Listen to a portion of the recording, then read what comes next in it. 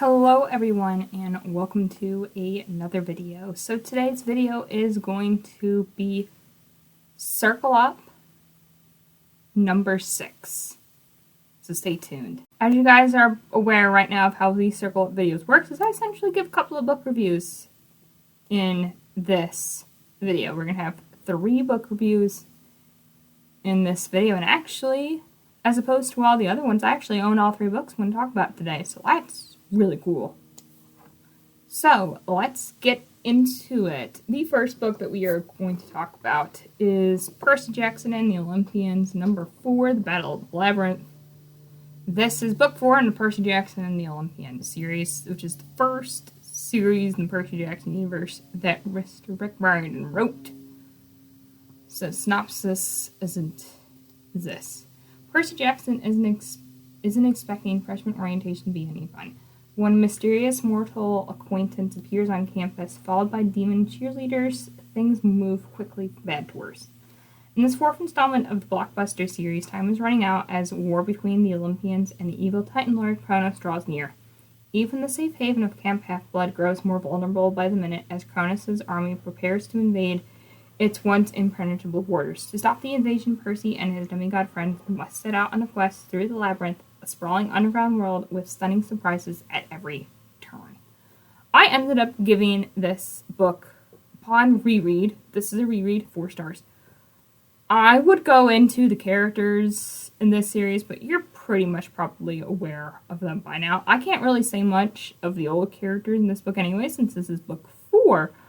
But in this book, we're introduced to Rachel Elizabeth Dare, which is our new Oracle, and Calypso, which makes an appearance in later books. And I find actually the Calypso introduction to be quite interesting, as we learn more about what happens to Calypso in the next series and Trials of Apollo.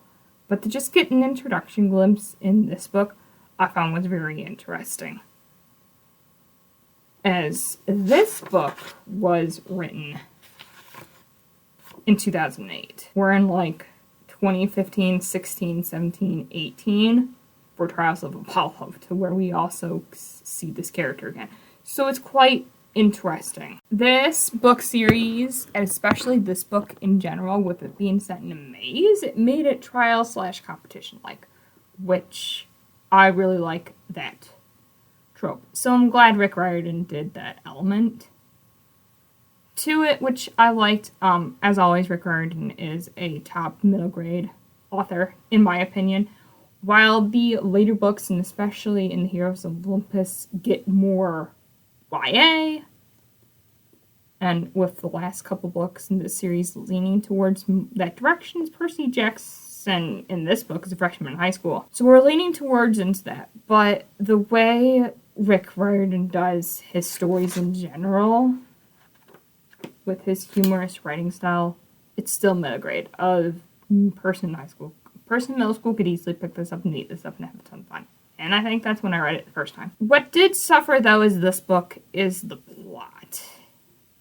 It didn't really pick up until about the end of the book, as it was just them trying to get through the maze, which was kind of a little bit disappointing that we didn't get that usual feel from Rick Riordan with the plot and like the action plots and like them traveling from different places and meeting all these different characters, which is an aspect of especially the first couple books that I really liked. While we do get the moving around aspect, which I like, in terms of the main plot, not a whole lot happens to where it becomes a battle until about the end. But still, I of course really enjoyed this book, gave it 4 stars, and honestly, for his middle grade series, it's really good. And then we have book 5. We have The Last Olympian, which is book 5 in Percy Jackson and the Olympian series. All year, the Half-Bloods have been preparing for battle against the Titans, knowing that the odds of victory are grim. Kronos' army is stronger than ever, and with every god and half-blood he recruits, the evil Titan's power only grows. While the Olympians struggle to contain the rampaging monster Typhon, Kronos begins his advance in New York City, where Mount Olympus stands virtually unguarded. Now it's up to Percy Jackson, army of young demigods, to stop the Lord of Time.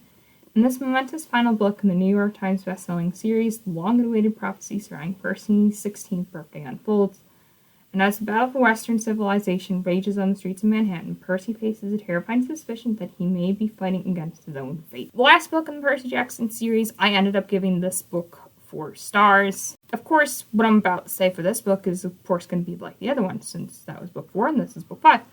Only difference is this is the last one, quote unquote, in the original Percy Jackson series. As of right now, Rick Riordan has released, or is going to be releasing, 3 books that continue this series. Trials of the Gods, which I've read, Wrath of the Triple Gods, which comes out later this year in September, and then the third one, I do not know what the title is of that one, is going to be technically also part of the Percy Jackson the Olympian series. So that's why I have to put last one, quote unquote. This one mainly takes place in New York City. So if you're looking for a book with a prompt of set in New York City, this one is going to have you, as the action scenes take place on the streets of Manhattan. Which is also kind of really cool because this book started in New York City and ended in New York City. So it came full circle. Lots of action in this book. I would state for the entire Percy Jackson series and world as a whole, trigger warning for death. As his books, as the later half, they tend to get a lot more gory and include death. So if that's a trigger warning for you, I'd maybe stay away. But with this being about Greek and Roman mythology, it's kind of knowledgeable. Like, you essentially know what you're getting into. I think this book, for it being the last book in the series, has a great ending because it wraps up the entire prophecy that we learn in first book, second book.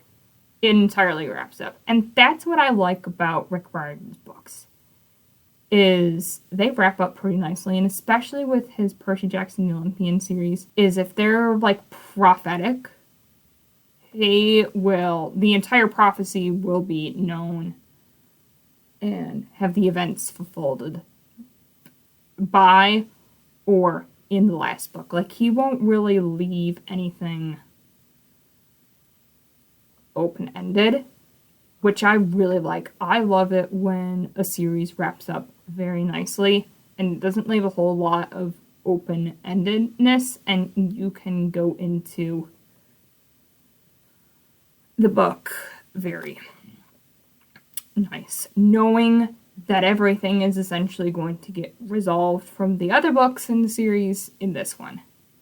Really nice. And then the last book I have is Assassin's Apprentice by Robin Hobb. This is her first book, one in the first-year trilogy, and it is book 1 in Realm of the Elderlings all along. The Kingdom of Six Duchies is on the brink of civil war when news breaks that the crown prince has fathered a bastard son and is shamed in abdication. The child's name is Fitz, and he is despised. Raised in the castle stables, only the company of the king's fool, the ragged children of the lower city, and his unusual affinity with animals provide Fitz with any comfort. To be useful to the crown, Fitz is trained as an assassin and to use the traditional magic of the Farseer family. But his tutor, allied to another political faction, is determined to discredit, even kill him. Fitz must survive, for he may be destined to save the kingdom. When I read this book, I ended up giving this book 4 stars. This is a very popular high fantasy series. I really like the setting for this, as it's your typical, like, medieval fantasy book. And after reading books such as the likes of all the books in the Tales of Verania series, Legends and Lattes, medieval setting books are settings that I really enjoy. Fitz as a character really starts to grow on you, and it's actually because he's actually growing up. I haven't even read the other books in the series, but I've heard a lot about them from BookTube. And you could classify this series as what is known as a Bildungsroman, which is a growing up story. So I imagine more stuff is going to happen to Fitz, and it's probably not going to be good.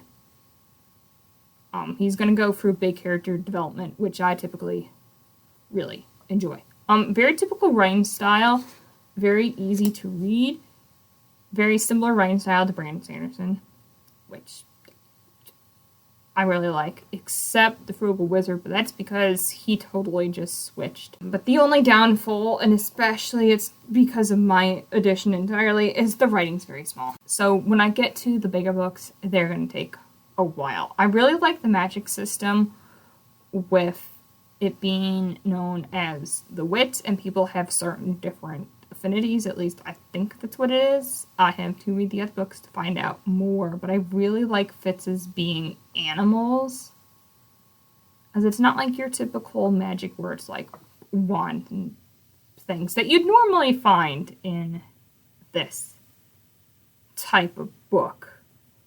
This book got very politics heavy as we got close to the end, which I really enjoy. I really do typically like a political fantasy, as those books leave you with a very high intrigue.